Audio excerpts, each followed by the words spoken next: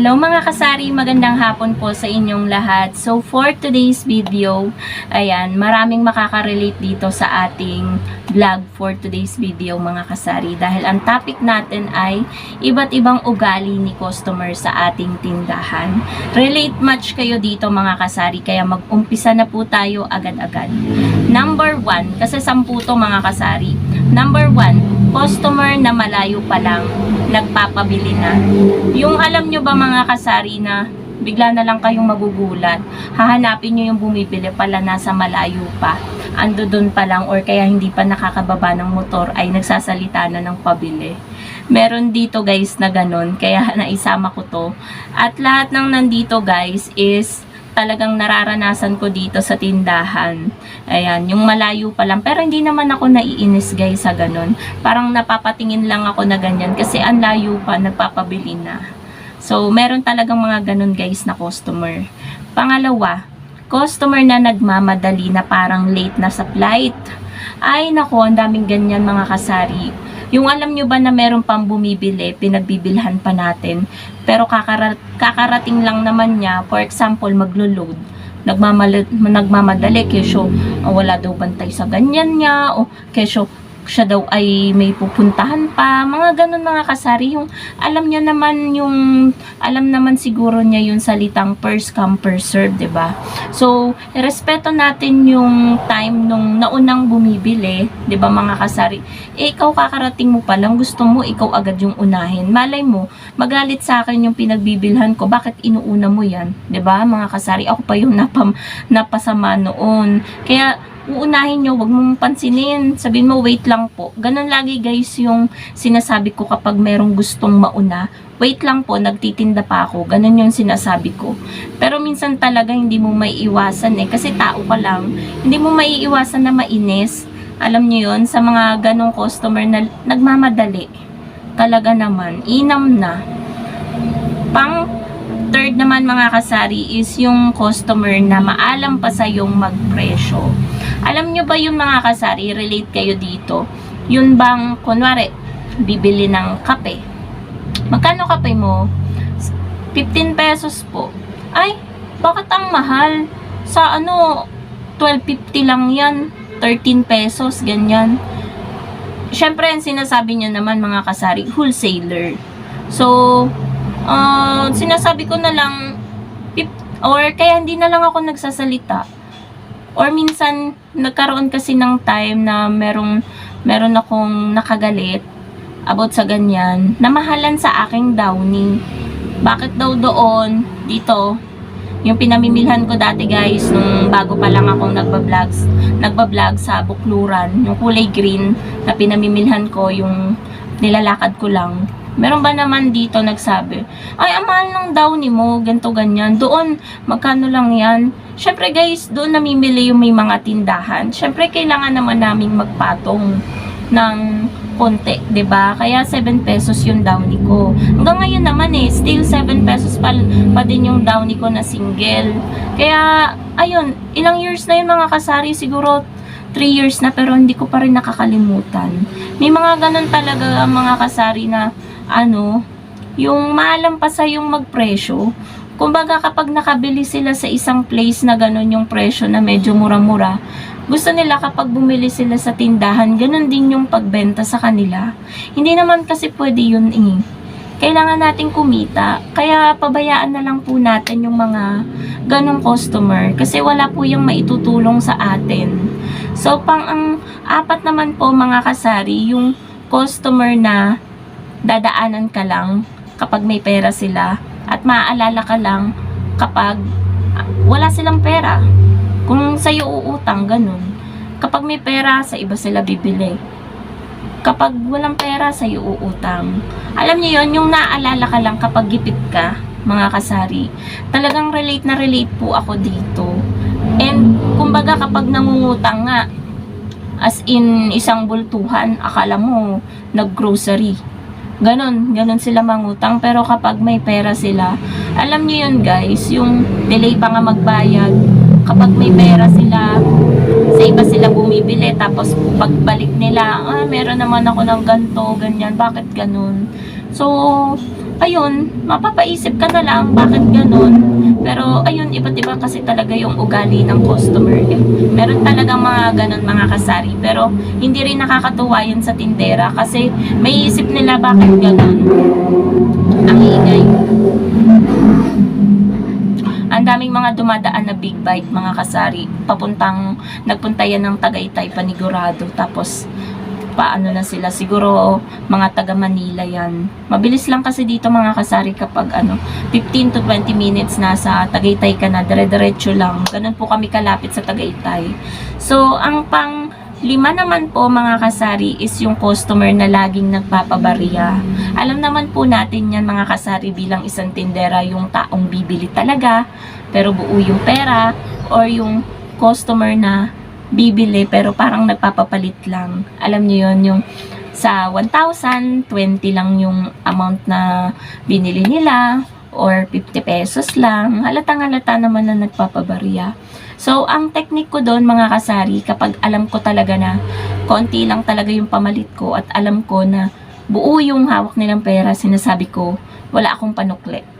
Pero kapag alam ko na yung bibilhin nila ay medyo madami-dami, tapos 1,000 yung pera nila, kapag may pamalit ako, papalitan ko yan. Ganun po ang technique ko dito sa aking sari-sari store. So, medyo nag-iiba na naman mga kasari ang aking boses kasi napapagod na. So, ayun po. Yun po yung panlima. Pang-anim, customer na ma-attitude. Ayan. Meron tayong customer na ma-attitude. Yung partner ko madalas makaranas ng ganyan. And ako naman, alam niyo yung customer guys na pwede namang ilapag ng maayos yung pera, pero ibinabagsak nila.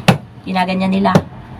Meron namang customer na kapag inabot mo yung item na binili nila, kumbaga ganito, yung item, ginagano nila guys, oh. Parang pagalit kung kuhanin nila. Ginaganyan nila. Si partner nakaranas din nun. Babae yung gumawa sa kanya nun. So, sabi ko, pabayaan mo na lang. Ma-attitude yung ganun. So, ayun. Parang, ano ba guys? Yung parang, bilang sari-sari store owner, parang, ang nararamdaman mo nun is parang, minamaliit ka nila bilang isang tindera. Hindi naman porket, bilang tindera ka, ganyan. Wait lang guys. Ano yun? Ayun guys. So, yun nga, yung pang-anim is customer na ma-attitude. And meron pa guys, yung kapag bibili sila, yung parang siga, ganyan. Mararamdaman mo naman talaga na parang minamaliit ka, ganun. So, masakit yun bilang isang tindera, 'di ba, na gaganon-ganunin ka.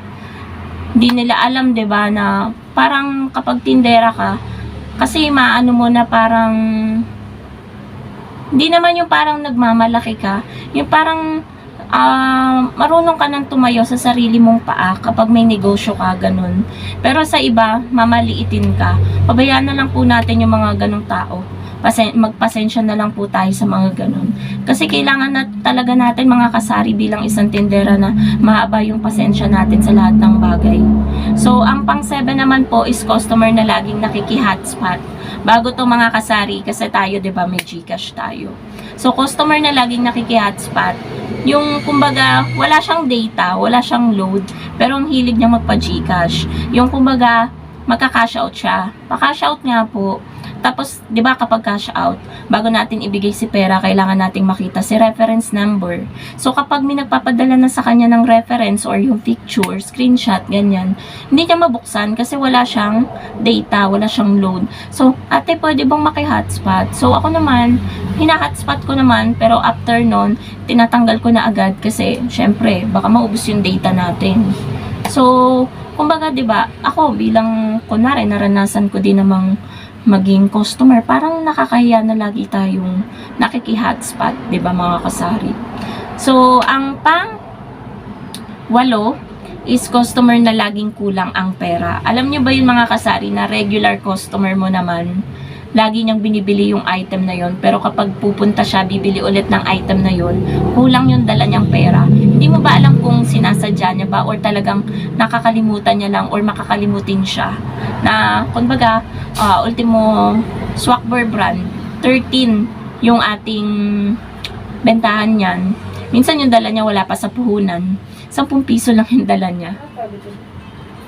Wala yata dyan. Bukas naman ata. Oo. So, ayun, meron lang guys makiki-CR. Yung, alam niya, wala pa sa puhunan yung dala. 10 piso lang, ganyan. So, talaga, parang ano yan mga kasari kasi, mapapaisip ko, lagi naman bumibili siya nito. Parang hindi matandaan yung presyo. Ganyan. Syempre, bilang isang tindera, di ba, medyo may inis ka na very, very light. Kasi, dala niya na yung item, wala pa sa puhunan yung ibinayad niya. Tapos, makakalimutan niya pa, ganyan. Parang, yung customer ko kahapon, bibili siya ng, 2 camel, 12 pesos, pero ang dala niya, 9. Minsan, magsasabi siya, ay, kulang pala yung nadampot ko, kulang pala ng 3, kulang pala ng 2, kulang pala ng piso, mamaya pagbalik ko na lang ha. So, ako naman, pinagbibigyan ko, kasi naman, hindi naman siya sakit ngayon sa ulo ko, ganyan. So, pagbalik niya, tsaka ko na lang kinukuha yung kulang niya. So, ganun guys ang aking ginagawa. Pagpasensyahan nyo na po mga kasari yung aking boses at talagang napapaus na ako. Ayan, kanina hindi ganito boses ko. Masakit kasi kapag dire-diretso eh. Kasi, di ba, nagpapagaling pa tayo ng ating lalamunan, ganyan. Wait lang mga kasari, meron lang dadaan. So, next naman po mga kasari is yung pang-siyam, customer na maarte. So, paano ko nasabi mga kasari na maarte? Alam nyo ba yung kaya namang buhatin ng kamay kasi konting item lang yung binili? Pwede talaga namang hindi i-plastic. Pero pinapa-plastic pa po. 'Di ba po mga kasari? Hindi ko alam kung makaka-relate kayo dito. Pero syempre 'di ba bilang isang tindera, pati po yung plastic na ginagamit po natin sa ating tindahan ay sobrang mahal na po. Kaya po tayo ay nagtitipid sa plastic. Pero kapag alam naman po natin na hindi kayang bitbitin at malayo ang bahay, pinaplastic po talaga natin. For example guys, ang binili lang is isang pansit canton. Alam niyo yun, ipapaplastic pa. Tapos meron dito guys, isang sesto na apple, tsaka straw. Alam niyo ba, ipapaplastic pa. Pinlastic ko, nilagay ko sa plastic labo, ayaw. Ang gusto pa sa plastic bag, yung may hawakan. Diba mga kasari, parang hindi yata alam nila yung mahal na ng mga bilihin ngayon, yung presyo ng mga bilihin. Alam niyo yun guys, yung juice, tsaka straw, pwedeng ngang kamay lang eh. 'Di ba? Ipapa-plastic pa, gusto pa plastic bag. Tapos meron pa guys, meron dito, basta yun lang naman yung issue ko sa mga customer na kapag sinabing maarte, about sa ganun lang. Pero sa mga item guys, hindi naman ako dito, for example yung sa expiration, bago ko kasi iabot sa kanila yung item, talagang tinitingnan ko yung expiration kapag alam ko na matagal ko ng stocks. Kasi 'di ba mga kasari, mahirap na, baka sumakit ang tiyan, tsaka lang nila mapansin na yung binili nila sa atin ay expired, makasuhan pa tayo na tayo ay nagtitinda ng expired. So wag po tayong ganun, tingnan natin parate yung expiration ng mga item. And yung pang-10 naman po mga kasari, syempre hindi ito mawawala, hindi yung puro negative vibes ng customer. Syempre meron pa rin mga customer na mabait at maintindihin. Kumbaga guys, kapag ngarag ka, ang dami bumibili, sabihin mo lang, wait lang po. Tapos sasabihin ng customer, ay okay lang, unahin mo muna. May customer naman guys na mabait na, alam niyo yun na, hindi sila pala tanong sa presyo. Naiintindihan nila yung mahal ng bilihin. Yun, yung mahal ng presyo ng mga paninda. Ganon, sasabihin nila, ay, ganon talaga, mahal na talaga lahat ngayon. So, meron pa rin talaga mga kasari na ganong customer, yung hindi mareklamo sa presyo, yung alam nila yung hirap natin sa pagpepresyo, 'di ba? Alam nila na mahal na talaga lahat ngayon yung bilihin. So, yun guys, yung iba't ibang ugali ni customer sa ating tindahan. Sana nakarelate kayo at nagustuhan nyo yung ating topic for today's video. Thank you so much for watching mga kasari. Sa hindi kayo nagsasawa na sumuporta at manood dito sa aking YouTube channel. Sobrang dami na natin. Nasa 23k subscribers na po tayo and counting.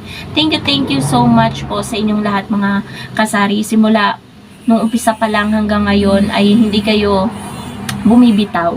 May mga nawala pero merong mga dumating na bagong subscribers. Ayun po mga kasari, thank you so much for watching and happy selling po sa inyong lahat. Happy Sunday na rin po. Bye guys!